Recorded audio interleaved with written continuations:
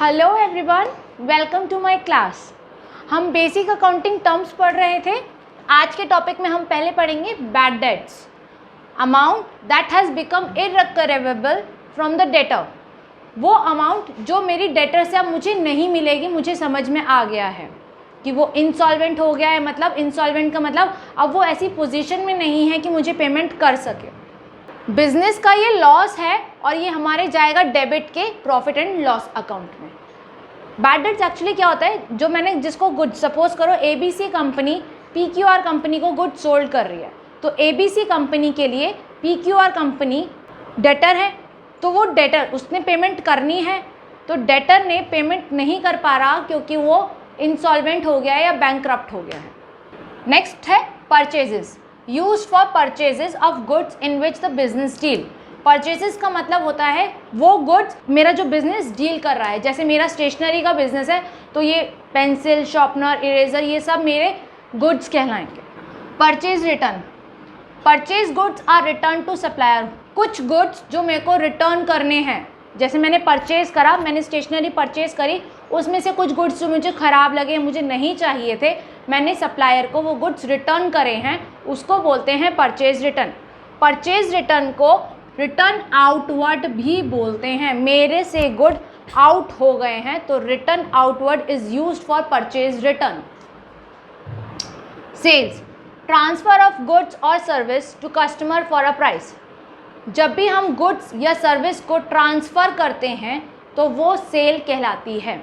Cell return, some customer might return the goods sold to them.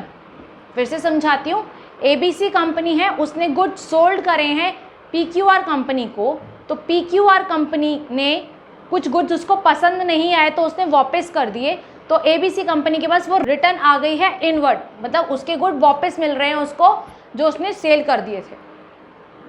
It is also known as return outward.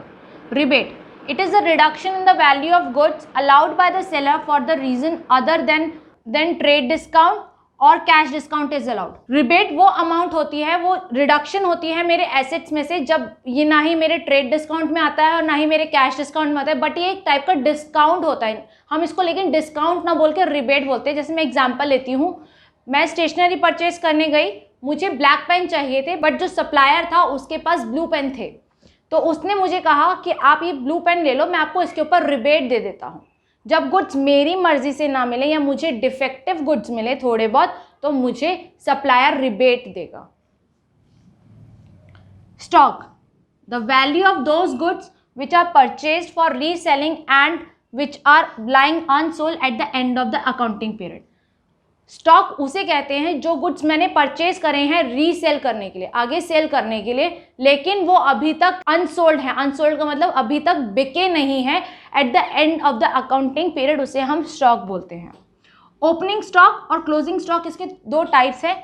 Opening stock वो stock होता है मेरा accounting period start हुआ, अभी तक वो बिका नहीं है, वो मेरा ओपनिंग स्टॉक कहलाएगा, और मेरा eight the end of the year अगर वो स्टॉक बिका नहीं है तो वो मेरा क्लोजिंग स्टॉक कहलाएगा। जैसे मैं एग्जांपल लेके समझाती हूँ, 1 अप्रैल को मेरा सेशन स्टार्ट हो रहा है और 31 मार्च को मेरा सेशन क्लोज हो रहा है, तो 1 अप्रैल को मेरा स्टॉक अगर 50,000 है तो वो 50,000 मेरा ओपनिंग स्टॉक कहलाएगा, और इस 1 ईयर में मैंने 20,000 के गुड्स सोल्ड कर दिए हैं, तो जो 30,000 है वो क्लोजिंग स्टॉक कहलाएगा eight the end of the accounting period.